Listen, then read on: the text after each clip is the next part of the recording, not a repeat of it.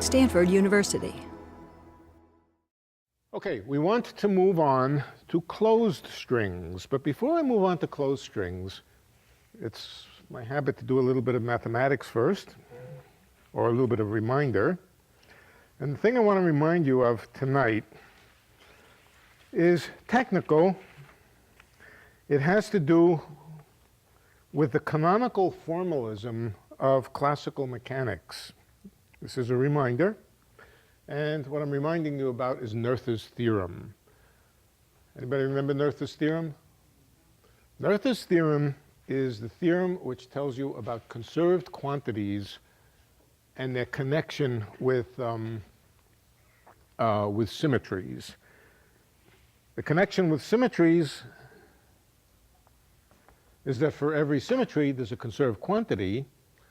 And in quantum mechanics, the conserved quantity becomes what I will call the generator of the symmetry. We'll come to it. But I want to remind you of that before we jump into some questions about string theory, just so that we'll have it on the blackboard. Okay, supposing we have a Lagrangian. Let's see how much you remember. We have a Lagrangian, and it depends on a bunch of coordinates, and I'll call the coordinates q's. What does the Lagrangian depend on? The Lagrangian depends on the q's, and what else? The q dots, the time derivatives. Now, what's the canonical momentum conjugate to a given q? Look, there may be many q's. All right, so what's the momentum? Let's call it P sub I. That's the canonical momentum related to the qth coordinate. Partial of L with respect to the velocity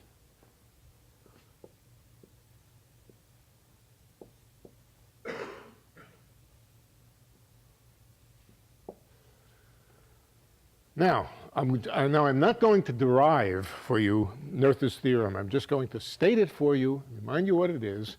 Suppose you have some symmetry, or it doesn't even have to be a symmetry. Well, yes, suppose you have some symmetry which involves a transformation on the q's.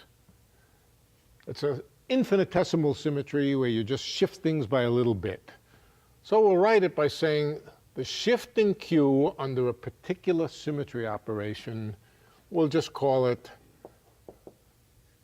variation of q sub I. We'll just call it, I don't want to introduce another symbol. Let's just call it delta q sub I. It might be some function. It might be the ith function of q times some small parameter epsilon. When you make a small transformation, each q changes by an amount that might depend on all the other q's times a small epsilon. What's an example? Well, an example is rotation in space.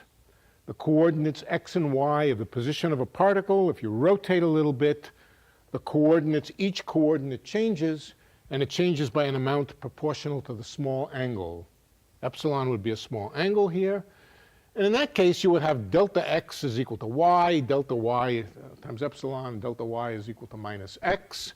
So you would have an example of this. The conserved quantity, which in that particular case would be angular momentum, is constructed out of the p's and the variations of q's. So I'm just going to write down the formula for you. It's called the Noether charge. It's also called in quantum mechanics the generator of the transformation, often labeled capital Q. Let's call it Noether just to remind you. N-O-E, Noether. Anybody remember what it is? It's first of all a sum. It's a sum over all the coordinates. They all transform. Nobody? Right, I didn't think you did. It's the ith momentum times the shift in the ith coordinate.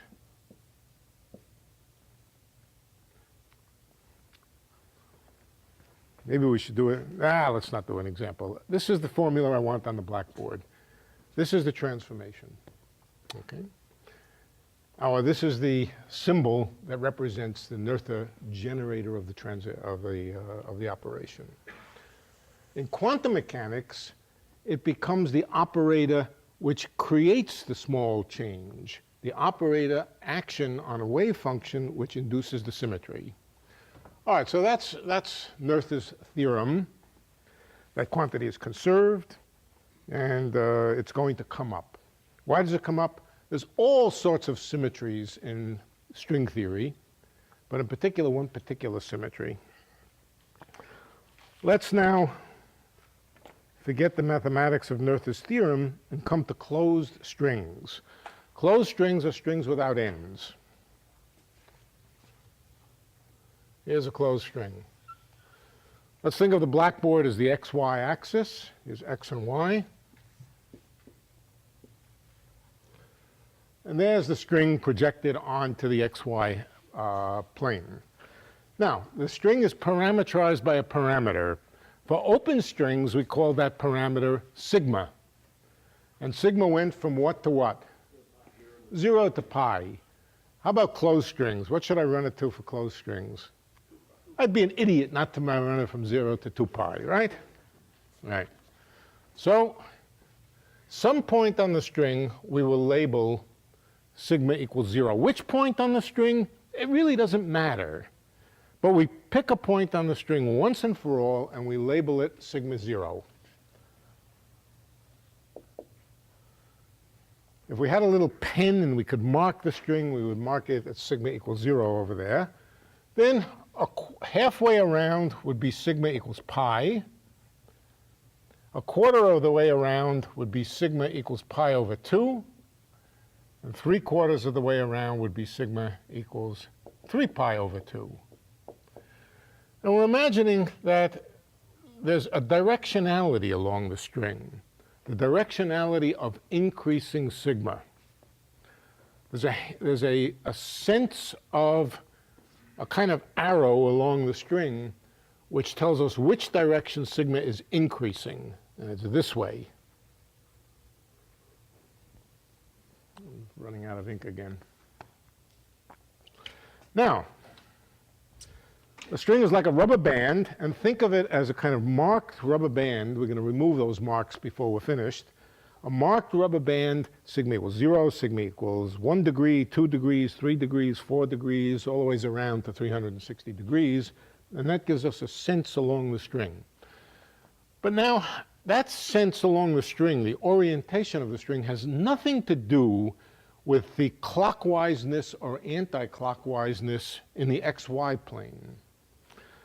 I drew it so that sigma was increasing in the clockwise direction. But now I take this string, I lift it out of the blackboard, turn it around, and put it back on the blackboard. That's a physical thing I could do with a piece of rubber, with a rubber band. I put it back, and there it is now. Sigma equals 0 is over here. I happen to put it back in the same place. Sigma equals pi over 2 here. Sigma equals pi over here. Sigma equals 3 pi over 2 over here. Sigma increases in this direction now. The only point is I don't want you to get confused. When I speak of orientation of the string, it's not an orientation in space. It's a sense of intrinsic to the string, there's a directionality along it.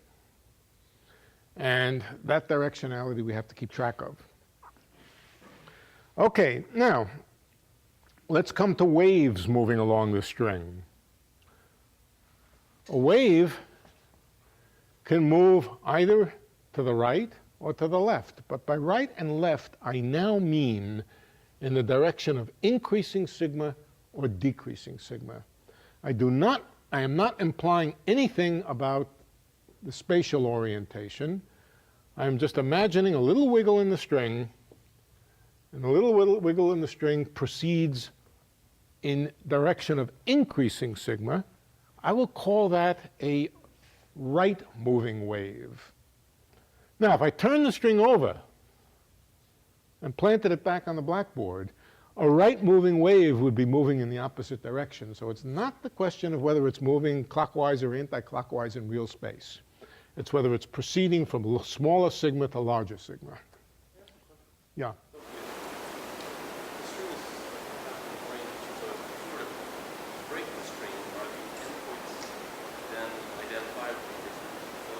Yeah. Yeah. You can think of, yes.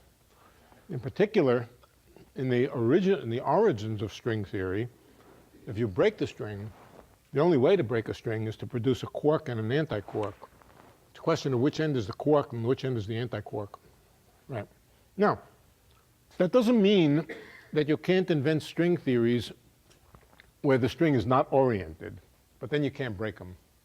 But let's, for the moment, pretend that the string is oriented, has a sense of increase and a sense of decrease. All right, what can we say? First of all, what are the coordinates describing the string? The coordinates are exactly the same as they were for the open string, an x of sigma and a y of sigma. And if we have more coordinates like Kaluza and Klein told us to do, we would add them in. X of sigma and y of sigma are the xy position, the x and y position of the point sigma. Okay? Let's draw the sigma axis. Here's the sigma axis. It goes from 0 to 2 pi. Now, remember when we were doing open strings, we had to worry about boundary conditions. What goes on the ends of the string? Here there are no ends of the string, but there is something that you can call a boundary condition. It's the boundary condition of the relationship between the coordinates at 0 and 2 pi. What's it going to be? X of 0 must what? Equal x of 2 pi, because it's the same point. You go all the ways around. So that means if I were to plot x's of sigma, they could be any functions as long as they, well, this overhang here is no good, but as long as it comes back to the same value after it goes around by 2 pi. So x of 2 pi is equal to x of 0. Same thing with y. Y of 2 pi is equal to y of 0. Those are the 2 degrees of freedom. And now we can imagine waves. Let's start with the string being, let's start with the string just being flat and having a little wiggle in it. It has a little wiggle. The wiggle can move to the left or it can move to the right. If it moves to the right, that's the sense of increasing sigma. It moves to the right, that's a right moving wave. What happens when it gets to the end of the string? It just reappears at the other end. So it might fall off the end over here, and you'd pick it up over here. And it just would continue to circulate around and around the string. That would be the picture of a right-moving wave. So that's a wave moving to the right. And then there are waves that can move to the left. Left-moving waves and right-moving waves, and both of them can exist on the string. What about for the open string? Were there left-moving waves and right-moving waves? Yeah, you could imagine a left-moving wave and a right-moving wave. You start with a left-moving wave, but what happens when it gets to the end in that case? It gets reflected. So in that case, you would have left going to right, going to left, going to right. The leftiness and the rightiness of it would not be conserved in time. The kind of things which are conserved in time are the standing waves. But for a closed string, there are running waves. Go to the left and they go to the right. Okay, let's talk about writing the, oh, well, yeah, let's take particular kinds of waves now. Particular kinds of waves would correspond to plane waves moving up and down the string. Let's say right moving or left moving. Now it's convenient to describe the waves not by sines and cosines, but by exponentials. Let's erase this over here.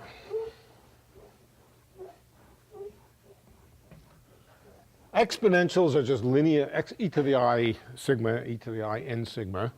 Exponentials are just linear combinations of sines and cosines. In the case of the open string, you are either restricted to sines or cosines, depending on whether it was Dirichlet or Neumann boundary conditions.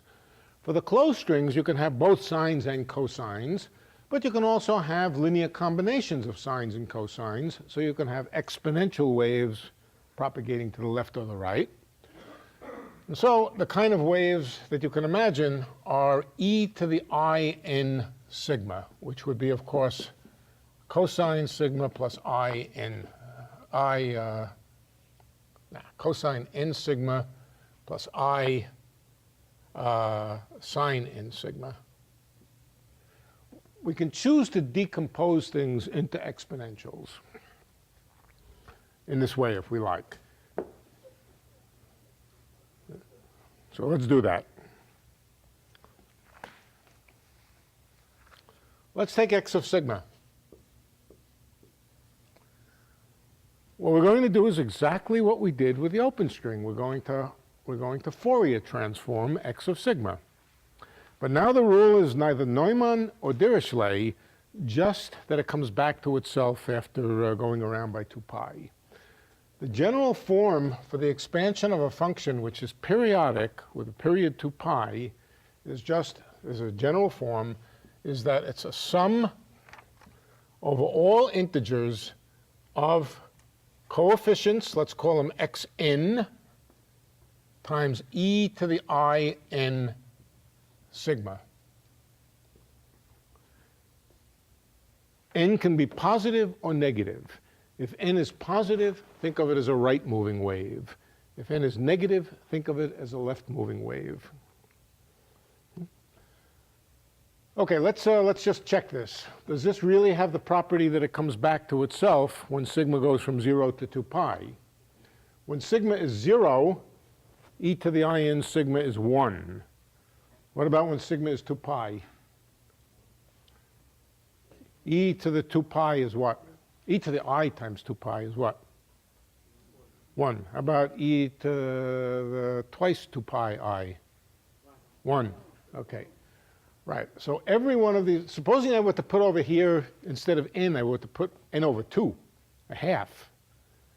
Does it come back to itself after a cycle? No. So it's necessary to put integers here. And this is the most general form of a periodic function when it's Fourier expanded on a line between 0 and 2 pi, assuming that it's periodic. We can write this as, I'm going to write it as a sum of 2 terms. Well, a sum of 3 terms. The first terms are n for positive n. All right, this is going to be a sum of n greater than 0. Those correspond to the right-moving waves, waves which go around to the right. Now I want to write the left-moving waves, which I could write the same way, except let n be negative, or I could write it as a sum of n greater than 0, but let's call it x minus n e to the minus I n sigma. E to the I sigmas with positive coefficients here correspond to right-moving waves, with a negative coefficient that corresponds to left-moving waves.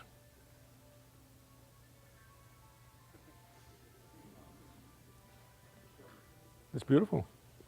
Thank you. By moving, don't you have to have time coordinates somehow? Yes, it's the sigma, right, yes, yes. The time coordinate is usually in here, e to the plus I or e to the minus I.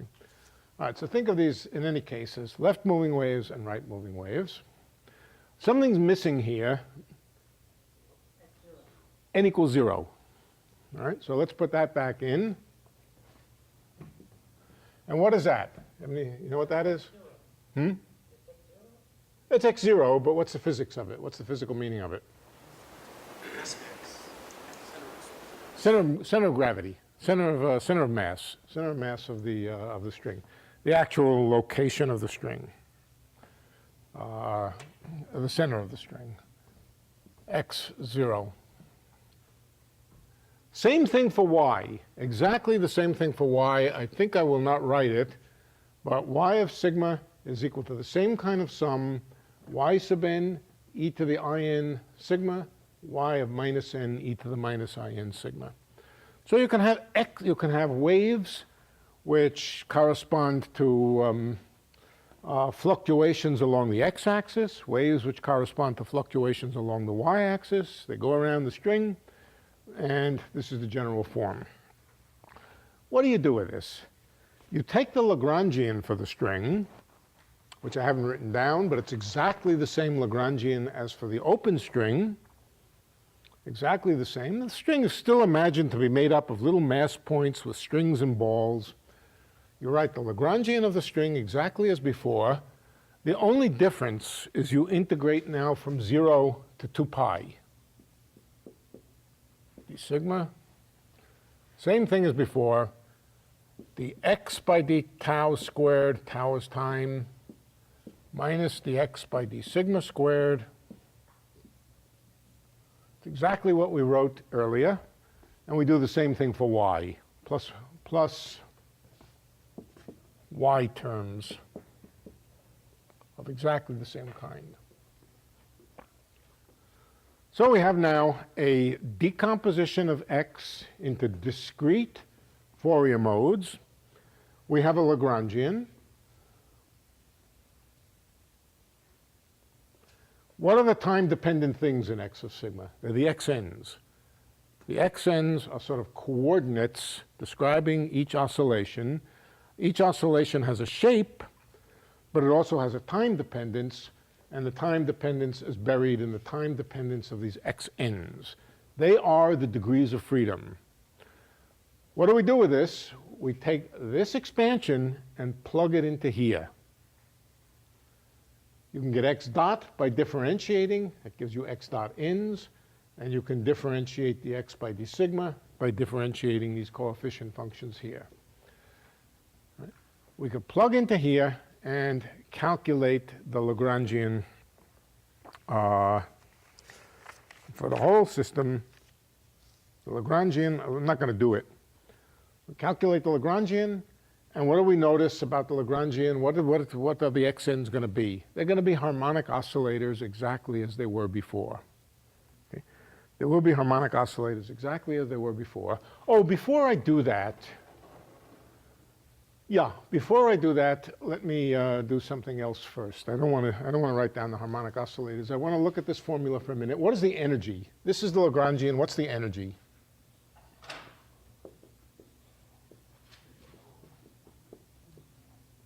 Anybody know? Same thing with a plus sign. This is potential energy. This is kinetic energy.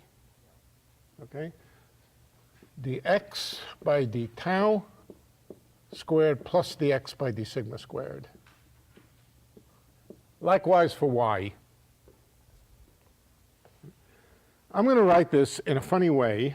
I'm going to write this as dx by d tau plus dx by d sigma squared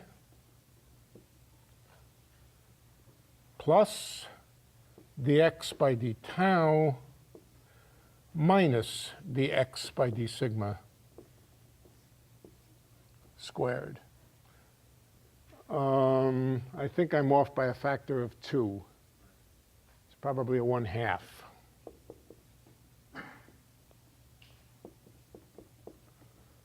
Can you see what's happening? The x by d tau squared here, the x by d tau squared, we double it. That's why I put a 1/2. There's also a dx by d sigma squared and a dx by d sigma squared from here. And then there's a cross term. The x by d tau times dx by d sigma comes in with a plus sign here and with a minus sign here, and they cancel. This is the same as this. Do you have any idea what the significance of this decomposition is? Okay, a wave that's moving to the right is a function of sigma plus tau. A wave that's moving to the left is I may have opposite, but a wave which is moving this way is a function of sigma plus tau. A wave moving in the other direction is a wave moving in the opposite direction. This is just the energy stored. I think this is left-moving waves, and this is the energy stored in right-moving waves. The right-moving waves and the left-moving waves are transparent to each other. They just go right through each other. These are linear equations of motion. And this is just writing the energy as the sum of left-moving waves and right-moving waves on the string. This will turn out to be of some interest to us in a little while.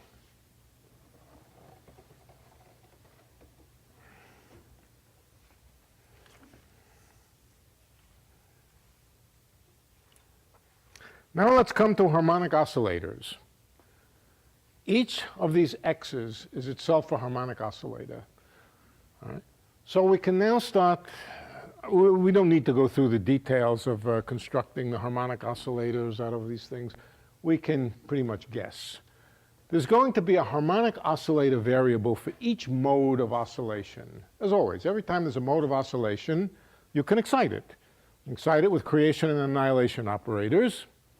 The creation and annihilation. Oh, incidentally, what is the frequency of a wave that's labeled by n here? It'd be the same as it was for the open string, proportional to n. The higher n's, the shorter the wavelength modes, the higher the frequency. So that will be the same. Okay. So we have a collection of harmonic oscillators, but now we have twice as many. And the reason we have twice as many is because we have waves, each integer or each frequency now labels two oscillations, one with that frequency moving to the left and one with that frequency moving to the right. Okay? One of them is labeled with n and the other one is labeled with minus n. There's much too much notation, but I can't help it. There are all these things that we have to keep track of. Little n here represents frequency. When n is positive, as in the first term, it represents, let's say, waves going in one direction. When it's negative, it represents waves going in the other direction. So let's now write down what the various harmonic oscillators are.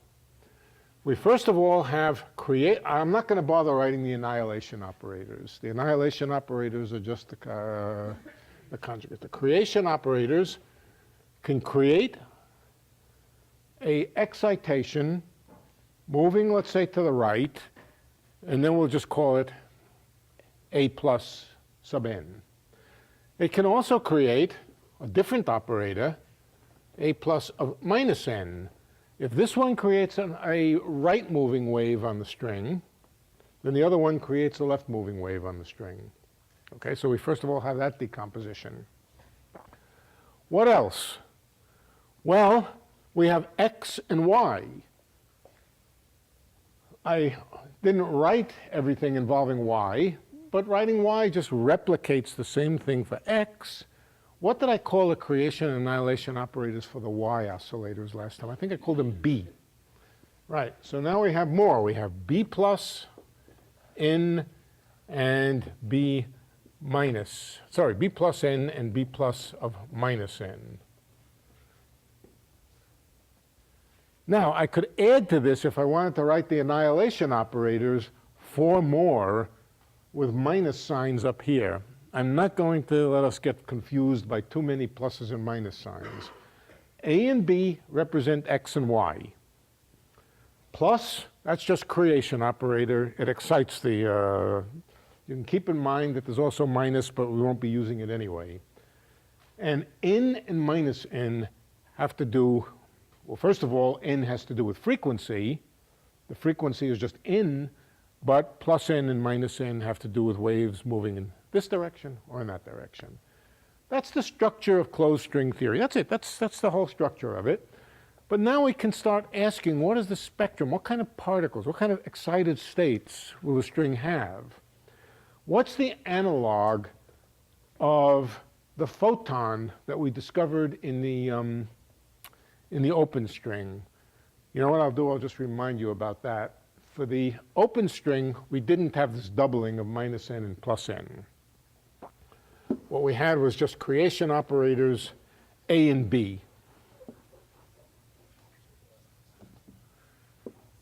A plus n and B plus n. We started, I'll just remind you, we started with the ground state of the string. That's a string in its lowest state of oscillation, doing nothing. Then you excite it. What can you excite it with? You can excite it to get the lowest energy. You want to excite it with the smallest n. Why? Because the frequency is proportional to n. And of course, frequency and energy are the same thing. So to get the lowest and next lowest energy, you want to excite it with A plus of 1 and B plus of 1. A plus 1 and B plus 1. This is an oscillation somehow that's associated. Let's draw a picture. Here's the z-axis. Here's the x-axis, and here's the y-axis. The string is going down the z-axis with a huge momentum, but it's oscillating in the x-axis and in the y-axis. Do you remember what these two things correspond to? There were photons. These correspond to the polarizations of the photons. This is an x-polarized photon oscillating this way. No, oscillating this way. This is a y-polarized photon oscillating in the perpendicular direction. How about circular polarization? Forward and backward. A plus 1 plus I plus or minus I B plus 1 on O. I just being the complex number. The superposition of two polarization, plane polarized waves without the I would just correspond to plane polarization in some angle. With the I, it corresponds to circular polarization. Okay, so we'll just keep that in mind. A plus IB and A minus IB create units of angular momentum, plus angular momentum and minus angular momentum. Okay, so where are we now? Let's see what we can make. The first thing we can presumably have is the ground state. And whatever the ground state is, it has some mass squared, which I'll just call m naught squared. The ground state has some energy m naught squared. What excitations can I make? Well, I can excite it with A plus 1. We have to make the lowest excitation, we only want to use 1 here. We want to use 1 here. We want to use 1 here. And we want to use 1 here. We don't want to excite it with 2 units of energy, so we don't want to use A2 and B2. Okay, what can we make? It looks like we can make 4 distinct states. 4 distinct states, which look like sort of having 2 photons, or, it looks like they're having 2 photons. We could write A plus IB and A minus IB, or A minus 1 and B minus 1. There's 4 possibilities now for acting on the ground state. A plus 1 or minus 1, or B plus 1 minus 1. 4 distinct states that you can make. What could they correspond to? What kind of structure do they have?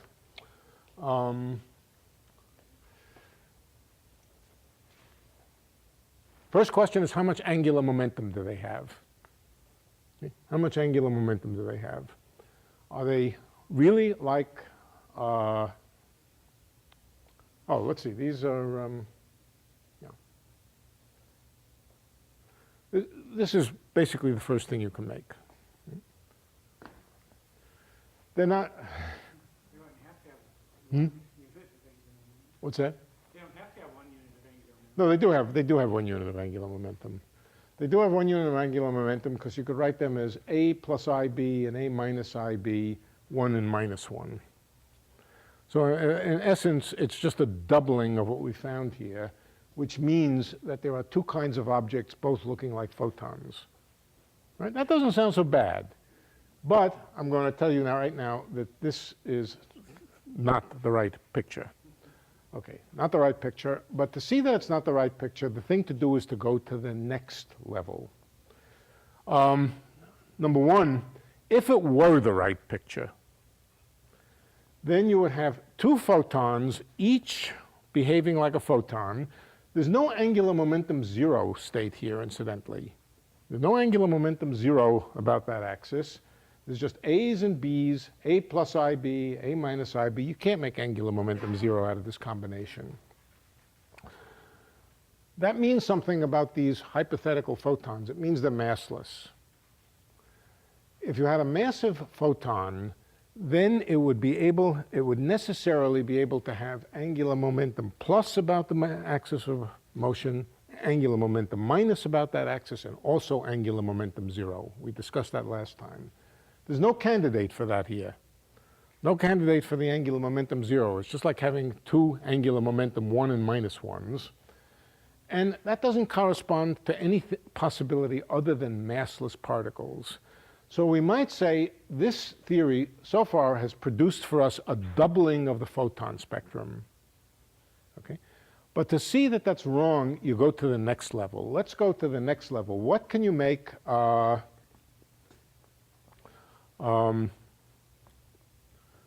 unit up of energy? I'm getting a little bit tired, so I'm going to tell you. What you make is a bunch of garbage. It doesn't look like anything sensible. It doesn't fall into rotational multiplets. It has the wrong number of states to be an angular momentum 2, and there's no angular momentum 1 piece. It's just a wrong combination of things. This is not right. This is not right. I'm going to tell you now why it's right. It's not right. It's extremely subtle, and it's not easy. It's not easy. Well, it's very easy, but it's a little bit complicated. But not all the things that you can write down correspond to legitimate states of the string. In fact, there are constraints. There are rules. The rules forbid certain combinations. And I'm going to tell you, well, you know what I'm going to do? I think I will not explain why tonight. I will explain why next time, unless we have some extra time tonight.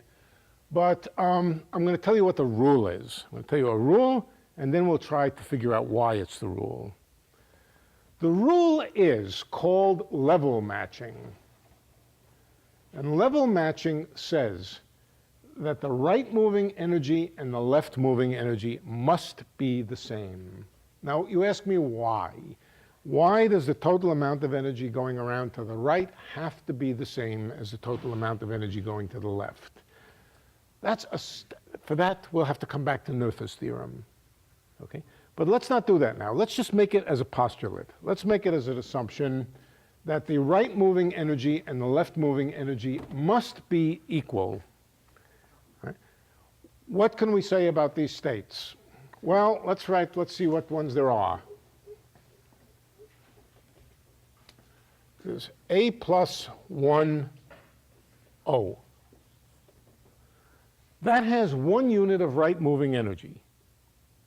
So, doesn't satisfy the level matching rule. How about minus 1? There's 1 unit of left moving energy. Doesn't satisfy the level matching. Same thing with B. Either it has 1 unit of right moving energy or 1 unit of left moving energy. So, none of these states here that we wrote down satisfy the condition that the left moving energy and the right moving energy are the same. Not good states. Let's go to the next level. Let's see what's at the next level. At the next level, we can do the following things. We can take A, let's see what we have. We have A plus 1 times A plus minus 1.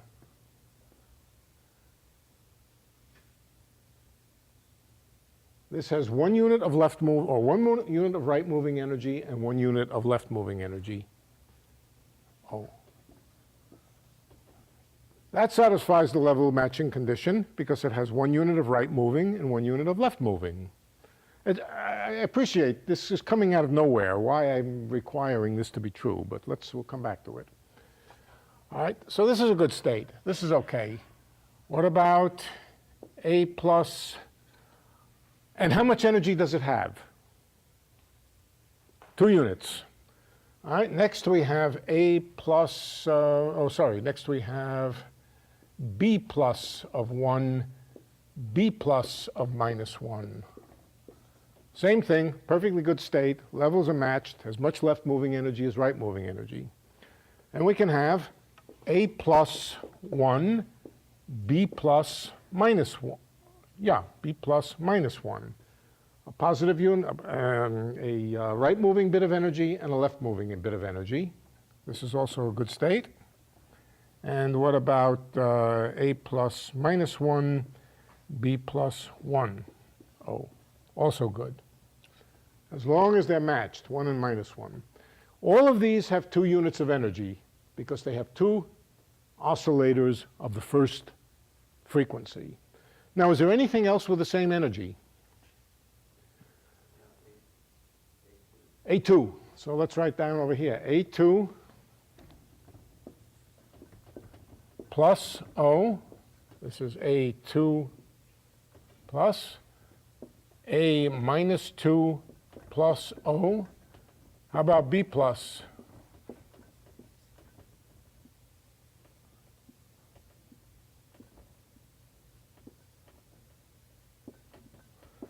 All of these states have 2 units of energy, but do they satisfy the level matching? No. They either have 2 units of right moving energy or 2 units of left moving energy. So these are illegitimate states. Cross them out. What's left? What's left is these. Okay, now I'm going to rewrite them a little bit different. I'm going to rewrite them in terms of A plus IB. A plus IB were the operators which make circular polarization. We could write exactly the same states in a different basis in the form A plus IB 1, 1 plus plus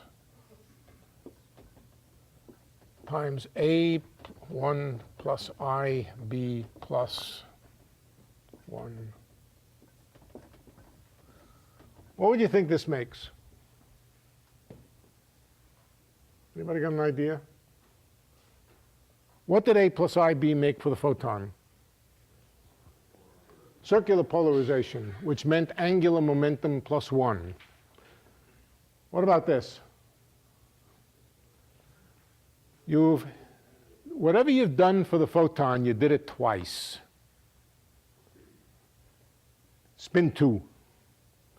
2 units of angular momentum going around the axis.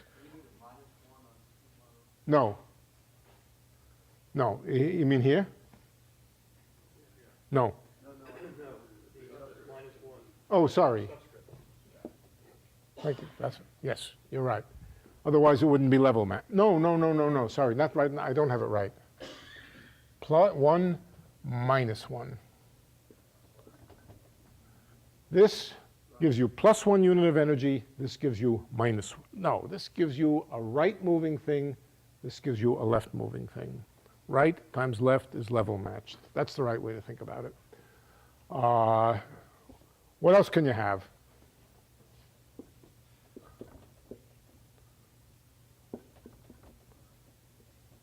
Same thing except with A minus B times A minus B, A minus IB.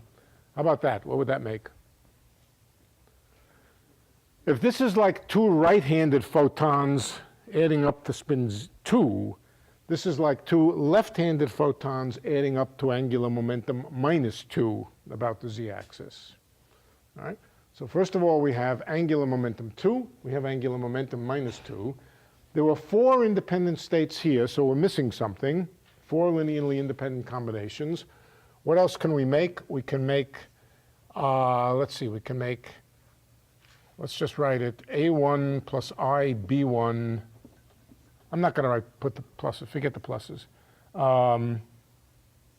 A minus 1 minus IB minus 1. This is A plus IB times A minus IB. Left, right moving, left moving. How many units of angular momentum does this make? This is like superposing a right circularly polarized photon with a left circularly polarized photon. Two photons. 0. So this has angular momentum 0. This has angular momentum, let's call it m equals 2. This has angular momentum m equals minus 2. This has m equals 0. And the other possibility is to switch plus and minus 1 to make this A1 minus IB1 times A minus 1 plus IB minus 1. Those four possibilities are linear combinations of these. How much angular momentum here? 0 again. So we have two states with angular momentum 0 and two states, or one state with angular momentum 2 and one state with angular momentum minus 2. Now let's just remember what we're doing. We have a particle shooting down the z-axis. Whatever it is, it seems to come in a state with angular momentum 2 and a state with angular momentum minus 2, and then maybe some pieces with angular momentum 0. What's missing? There's something on the face of it, it seems wrong. If there's spin 2 there, then there must be a spin 2 particle. Then this must be representing somehow a spin 2 particle. How many states does a spin 2 particle have? 5. And what do they come in? M equals 2, 1, 0, minus 1, minus 2. We have a candidate for the spin 0. We have two candidates for the spin 0. But we don't have any candidate whatever for the spin 1 and minus 1.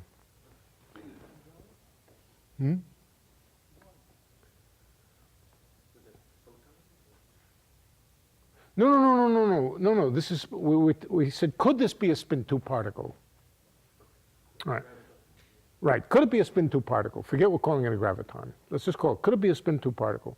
A spin 2 particle has 5 states. If it was moving down the axis there, you would, or the angular momentum about that axis would come in a multiplet of 5 possible states. All right? But we don't find the right 5 possible states. We find 4 states, but not the right, not even close. We're missing the m equals 1 and minus 1. Those would be part of the spin 2 doublet. Right? What do we conclude from that? Either the whole thing is a mess and it doesn't work, or what? The spin 2 particle is what? Massless. Massless, because massless particles come only in maximal and minimal angular momentum states. That's a general fact about a graviton, like a photon, would have only a right-handed polarized and a left-handed polarized. The only difference with a photon is the right-handed polarized graviton has 2 units of angular momentum, and the left-handed has minus 2 units.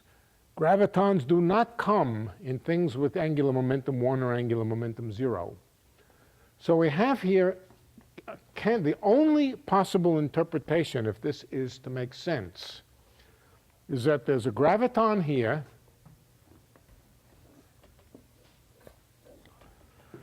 but we're left over with 2 states with angular momentum 0. What could that be? The only thing it could be is 2 particles which have angular momentum 0. That's it, 2 particles with angular momentum 0. One of them, one linear combination, I think is this plus this, is called the dilaton. It's a scalar particle. It's there in the spectrum of string theory. It has the same mass as the graviton, namely 0 mass, and the other particle is called the axion. These are both familiar particles, very, very familiar particles to phenomenologists, and they have one important common feature. They have never been discovered.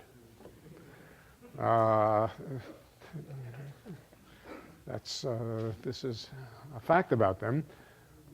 In the more formal mathematical structure of the theory, they begin as massless particles.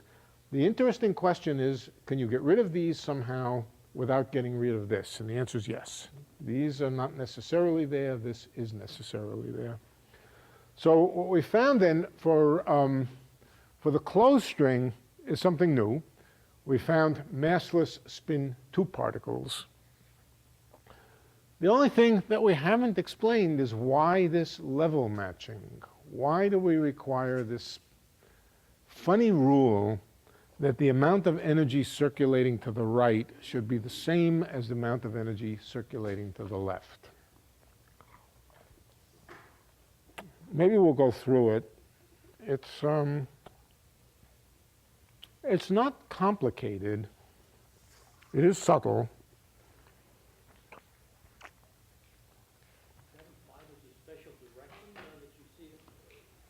When you say left and right, you have to look at directions of left and right. It's more. Well, left and right doesn't mean in space. It means along the string. Right. And the condition that the left moving energy and the right moving energy are the same.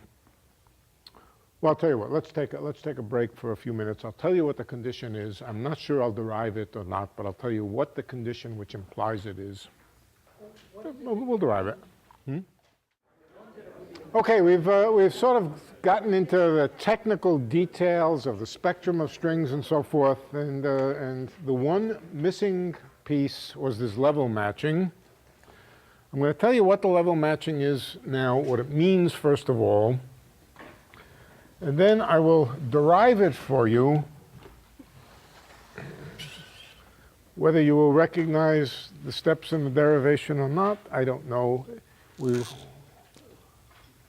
One formulation uses Noether's theorem. Maybe I won't even have to use Noether's theorem, but we'll see.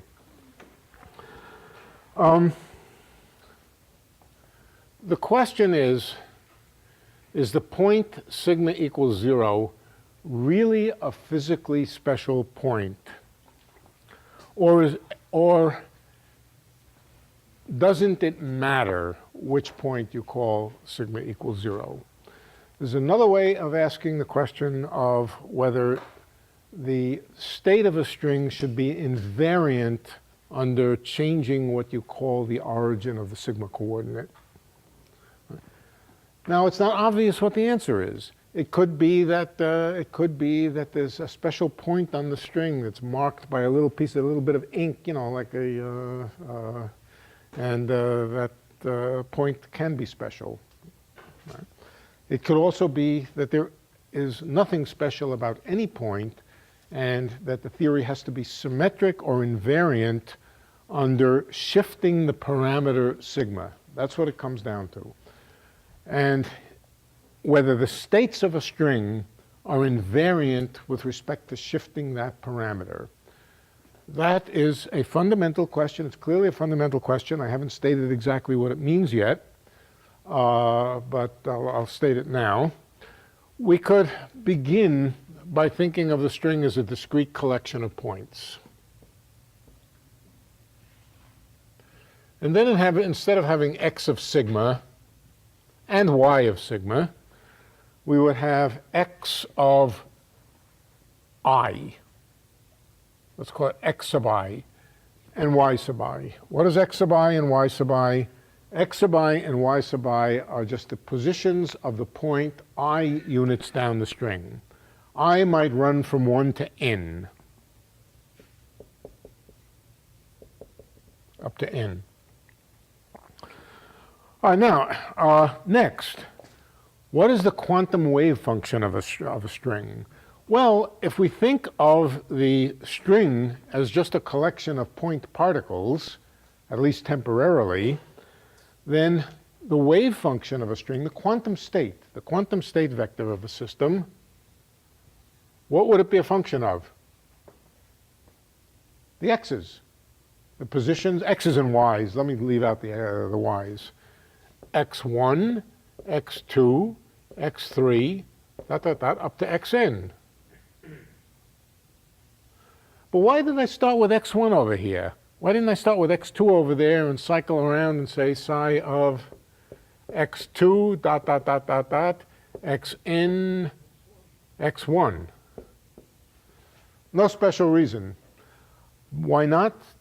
Because there's nothing special about the point that starts out at that sigma equals 0. Now what about the quantum wave function of a string which is completely symmetric with respect to reordering the x's? I don't want to reorder them in the sense of putting x3 between x1 and x2. That's too violent a thing to do. That takes a point and rips the string open, but just in cycling them. A string which has no preferential point should have the property that the wave function, when expressed in terms of x1, x2, x3, xn, should equal the wave function if you substituted for x1, x2, for x2, x3, for x3, x4, and so forth. It should also equal psi of x3 dot dot dot dot dot dot dot xn, x1, x2. In other words, the wave function should have a certain symmetry that it should be invariant with respect to shifting the label I from I to I plus 1. That's a possible thing that we might demand of a string theory. It's not only a possible thing that we might demand, we get into really big trouble if we don't. Really big trouble. The whole works just falls apart. Okay. What does that have to do with level matching? Nothing obvious, but everything. Let's leave this up here.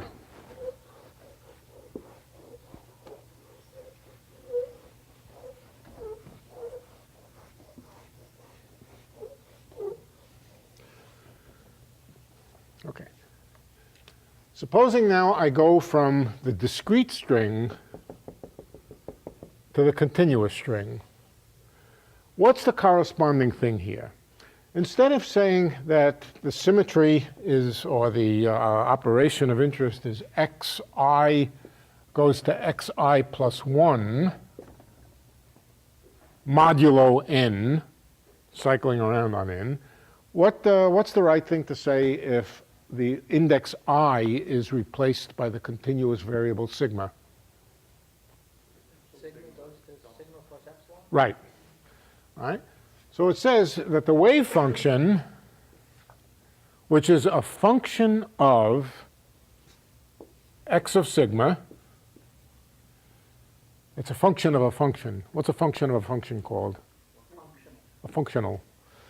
So the wave function is a function of x of sigma. And if sigma equals 0 is not special, that wave function should not change if we shift, as Michael said, we simply shift the argument, we shift the sigma variable to sigma plus epsilon. Now sigma plus epsilon, of course, means something. At the point 2 pi, you want to shift it doesn't, it means a little rotation of the sigma circle. Okay. Let's see if we can work out. This is actually just some simple. Of course, we have to change all of the x's. We don't just change the x at one point sigma. We change the x's at all point sigmas. In other words, if we have some x's along here, we shift each point to the neighboring point. So this actually is an operation which changes all of the x's. It changes all of the x's by shifting them to the neighboring points.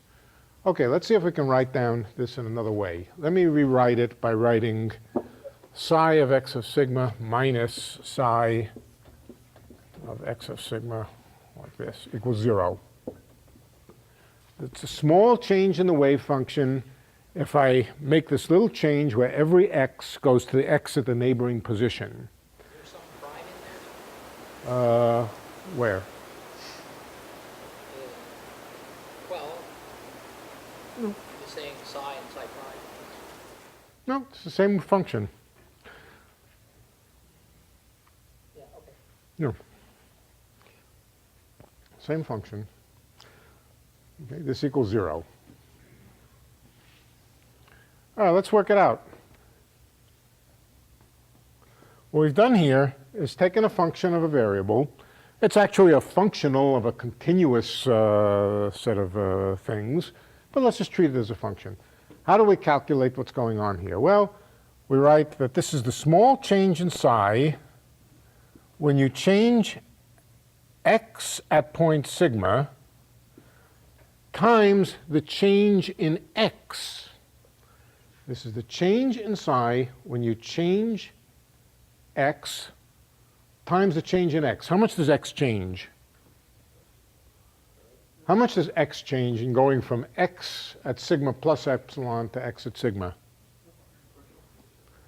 Partial of x with respect to sigma times epsilon. So this is the change in psi when you change x at sigma times the change in x sigma when you shift sigma a little bit. And that's just the derivative of x with respect to sigma times epsilon. Now, which sigma am I talking about? Am I talking about sigma at the origin, sigma at pi, sigma, so what does it mean here? What should I do? Is this a separate equation for each sigma? No, you should add them all up. You're saying the change in psi when you change something at one point, plus the change in psi when you change it at the next point, plus the change in psi when you change it at the next point, and so forth. This really should be integral d sigma. The sum of all the changes in psi when you shift each x a little bit should all add up to 0. That's what this says.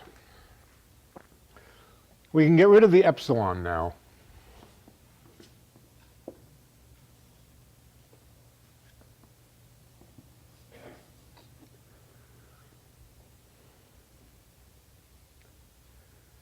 Now, what is the x by d sigma? What is d psi by dx? Let's go back to quantum mechanics.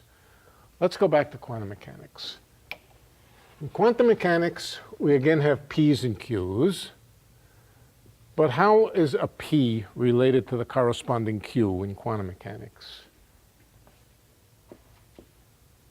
Minus I h bar times d by dq. Momenta are the action of a momentum on a wave function is to differentiate it with respect to the corresponding coordinate. Okay. So whenever you see a wave function having been differentiated with respect to a coordinate, let's forget h bar. Whenever you see a wave function having been differentiated with respect to a coordinate, you can rewrite that as the action of the corresponding momentum on psi. Well, here we have the wave function differentiated with the coordinate at point sigma. What should I write that as? It's p sigma. What does that mean, p sigma? Let's think about what it means, p sigma.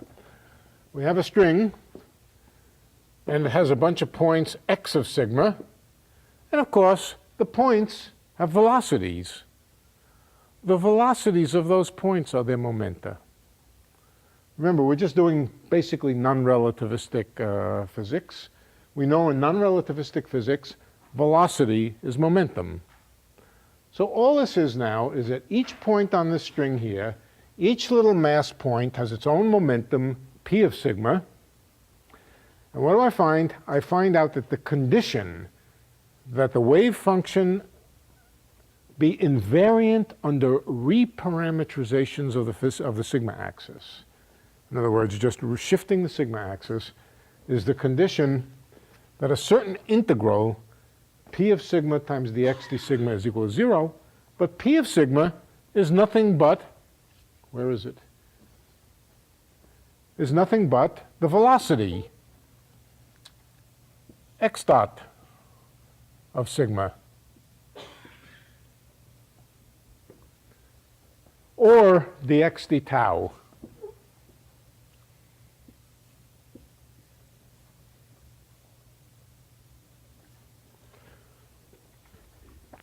The integral over sigma of dx d tau times dx d sigma should be 0. That's the condition that there's no special point. Now, this is highly abstract. It's rather remarkable that such a condition should exist, and it's rather remarkable that what it says is that there's no preferred point on the sigma axis. But now look at it and compare it with this. Incidentally, I wrote energy here. These should be integrated. The left, remember what this was? Remember these?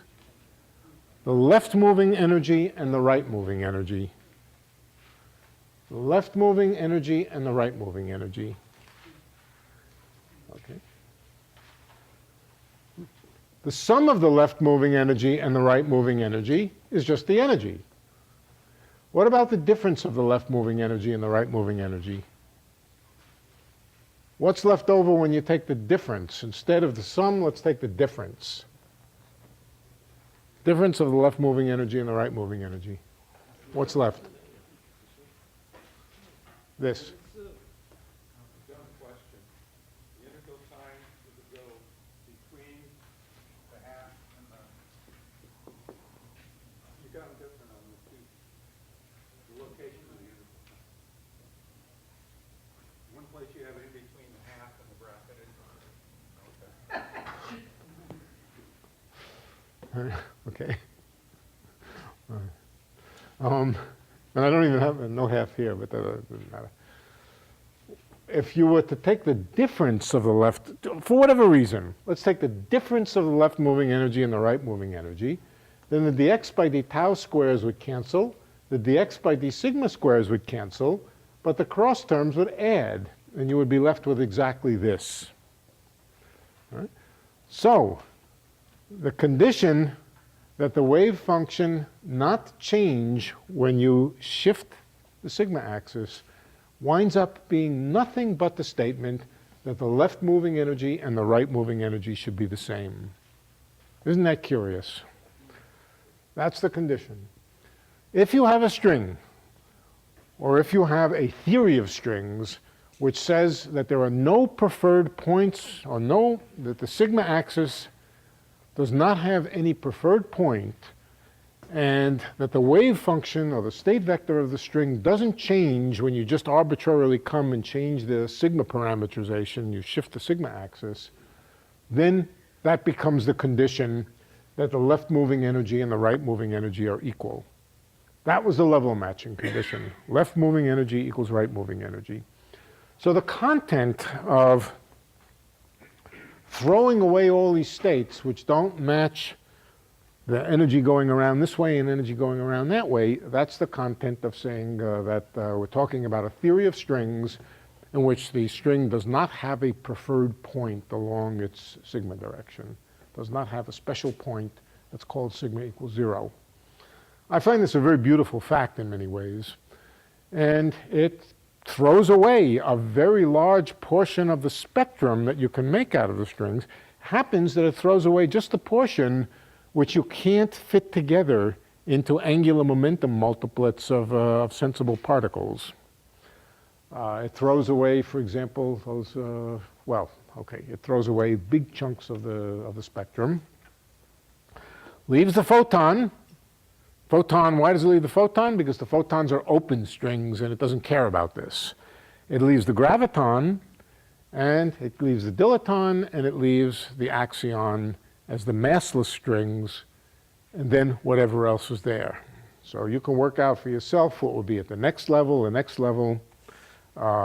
see if you can make some sense out of them. Anyway, I think that's what I had wanted to do today. It's a lot. But you see that there are things you can understand, but you've got to be guided through them, I think. Somebody asked me an interesting question. Well, there were two interesting questions. One of them was simply, a confusion, but the confusion was obviously because I had gone quickly. I just want to remind you again and again and again what I mean by left moving and right moving. I've used the term, or clockwise and anti-clockwise, I've inadvertently used the term in two different ways. I want to distinguish them. One of them had to do with n and minus n, and that had to do with waves which were moving along the plus sigma axis or the minus sigma axis. That had nothing whatever to do with orientation in space. The other way I used it was in talking about the polarization states of photons, and talking about circular polarization. I said right circular polarization, left circular polar. That was really in genuine space, x and y space. So we must not confuse those two, even though I use the same terminology for them.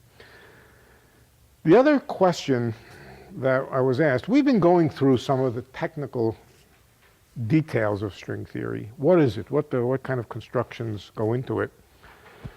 Asked me what, I don't know whether to call it a philosophical question or not. It's not a philosophical, philosophical questions are by definition bad questions. This was not a bad question. It was whether, one way or another, is there any either evidence or reason to believe that in some sense strings are the most fundamental things? Could strings be made of other things? I think it's kind of a question of, in the march of reductionism, is there some sense in which strings are the most fundamental things in the world and there's nothing smaller than them, or they're not made of anything?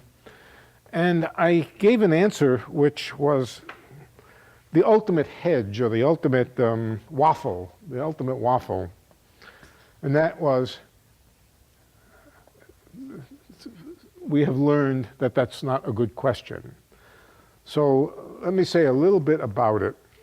I'll go back to the issue of monopoles for a moment. Remember the monopole, why? Because I want to ask the question, which is more fundamental, the electron or the monopole? Is the monopole more fundamental, or is the electron more fundamental? And I want to raise this issue of all right, so let's suppose there really are monopoles in quantum electrodynamics. It's easy to formulate quantum electrodynamics so that there are monopoles in it, and ask which is more fundamental. Now, let me remind you, from what I told you before, the electric charge times the monopole charge has to equal 2 pi in order for what? In order for the Dirac string, which is the solenoid, which is connected to the monopole, to be invisible. This is the condition that if you have a monopole and it's connected to a long string, it's the only way to make a monopole mathematically, that charged particles which go around the string don't detect phase shifts. Right. E times Q is equal to 2 pi. That means if the electric charge is very small, now first of all, if the electric charge is very small, then we get to do quantum electrodynamics in the way that we've all learned how to do it, Feynman diagrams and so forth. Feynman diagrams are not very effective if the electric charge is large. Why not? Yeah, because each Feynman diagram contains a bunch of vertices. Each vertex has an E squared in the probability. If E is large, then it means that the values of the Feynman diagrams get bigger and bigger and bigger as the size of the diagrams get bigger and bigger, and they don't converge. You can't add them up. They don't converge to anything. So Feynman diagrams are explicitly a tool for studying theories with small charges. They just won't work, be useless for theories with big charges. On the other hand, here we have a theory which has a small electric charge. Let's assume the electric charge is small, but if the electric charge is small, the magnetic charge is very big. If we tried to interchange the electric charge and the magnetic charge, we might think, well, electric and magnetic fields, they're sort of the same, not the same thing, but they're interchangeable. Maxwell's equations The equations for electric fields and magnetic fields are completely symmetric with respect to each other. There's some minus signs, but those are, you can deal with them. Electric and magnetic, just completely parallel with respect to each other. So supposing the theory does have magnetic charges, how do we know which of the two kinds of charge, electric or magnetic, is more fundamental? So you might say, okay, let's go back and try working with the magnetic monopoles as the fundamental charges. Redo Feynman's whole exercise, interchanging electric charges and magnetic charges. You could do it. It's perfectly doable. But you would find out that if you tried doing the Feynman diagrams in terms of the magnetic monopoles, because the magnetic charge is large, they wouldn't converge. Right? So it's useful to think of the electric charges as the fundamental objects. Now, another thing, the magnetic charges being large, that suggests that the mass of a monopole will be large. Why? Because they have electric and magnetic, they have field energy associated with them. The field energy of a magnetic charge will be much bigger than the field energy of an electric charge, and so they'll be heavier. Because they're strongly interacting, that means that a magnetic charge will be very effective at emitting a photon. An electric charge will emit a photon about 1 out of 137% of the time. The magnetic charge will emit a photon 137 squared times stronger. So this magnetic charge is going to be surrounded by an incredibly dense sea of photons, but the photons are going to interact very strongly with pairs of magnetic charges, make pairs of magnetic charges, and it's going to turn the magnetic monopole into a very, very complicated thing with all kinds of internal structure, and in fact it's going to spread it out over a larger volume. It's going to make it heavier, it's going to make it complex, and it's going to make it useless as a starting point for Feynman diagrams. Does that mean that the magnetic charges are in any sense less fundamental? Well, that I think is a matter of taste, but here's what I can tell you. You could start gradually changing the parameters of the theory. Increase the electric charge, just a number in the equations. You could imagine slowly increasing it. In fact, you can really imagine slowly increasing the magnitude of the electric charge, and at some point, these will become equal, E and Q. Beyond that, Q will become smaller than E. What happens? The magnetic charge becomes more, the magnetic charges start to play the role that the electric charges originally did. The electric charges become the complicated, heavy things. The magnetic charges become the simple, light things.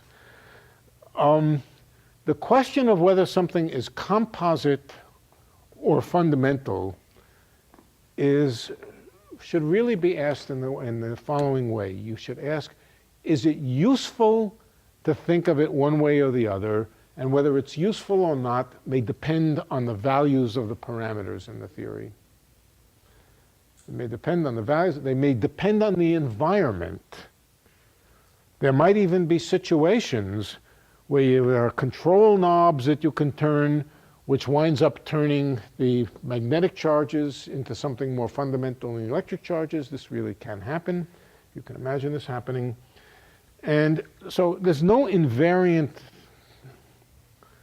ultimate answer to the question, which is more fundamental, the magnetic charge or the electric charge? It's a question of which is useful. I remember this question came up in a Solvay conference once in Texas. Oh, it must have been 20, 25 years ago, I don't remember. And I was giving a lecture. The lecture was on the Higgs boson. And the question was, is the Higgs boson fundamental or is it composite? And I was describing a theory in which the Higgs boson is composite. And Eugene Wigner, the famous Eugene Wigner, who raises his hand, and he said, "Was means composite?" And I said, that means, you know, things made out of little pieces and so forth. Yeah, but was means composite. And I explained it over to him again. And he said, no, it doesn't mean composite. What composite means is that it can't be broken up. It can't decay. It can't decay. A thing can't decay. No, sorry. Fundamental means it can't decay. And composite means it can decay. It can break up. It can fall apart. And so I asked him, well, Eugene, do you think that that means that the hydrogen atom is fundamental because the ground state of the hydrogen atom is fundamental because it can't decay? No. No. And we started to talk about the proton can't decay. Is it fundamental? And the neutron not fundamental because it can decay. The whole argument got really crazy. Nobody was making any progress in explaining what, and everybody and his brother had some opinion about what composite and fundamental means. And finally, Gerard 't Hooft, who was always the most sensible person at these things, got up and simply said, a thing is fundamental when it's useful to think of it as fundamental, and everybody shut up because they knew he was absolutely right. That is, now, are strings fundamental? There is one set of parameters in the theory where strings are made up out of little things called d-branes. You change the parameters and you find the d-branes are made up out of the strings. So it's a question of useful. There are ranges of the parameters of the theory where it's useful to think of the strings as the most fundamental objects. You can shift the parameters and find ranges of parameters where the things that are called d-branes, which previously had been thought of as big fat composite objects similar to the monopoles, morph into tiny things, and the strings themselves blow up into big fat composites. This is a lesson that I think physics has been driving at for some time, the sort of continuous march of reductionism. Smaller things made of smaller things made of smaller things, and some ultimate sense of what the most fundamental thing is. That does not seem to be the way things are going. The way things are going is that things morph into each other when you change the parameters in the theory, and what was fundamental can become composite, what was composite can become fundamental. What the ultimate lesson to learn there, nobody knows, but it is a pattern that's been emerging over the last 20 years, both in quantum field theory, that's here, electrons, and also in string theory. So we'll hopefully get to see some of that. We're finished, I think, with closed and open strings. I think what we're going to do is jump to a new subject, which is string theory, of course, but as seen from a totally different angle. The angle, it's called M-theory. Okay? And I'm going to tell you what M-theory is and then how M-theory becomes string theory. What we haven't talked about yet is why 26 dimensions, why 10 dimensions. We can talk about that, but we can't talk about everything, so I thought I would tell you what M-theory is and how it relates to string theory. Okay, I think we're finished for tonight. For more, please visit us at stanford.edu.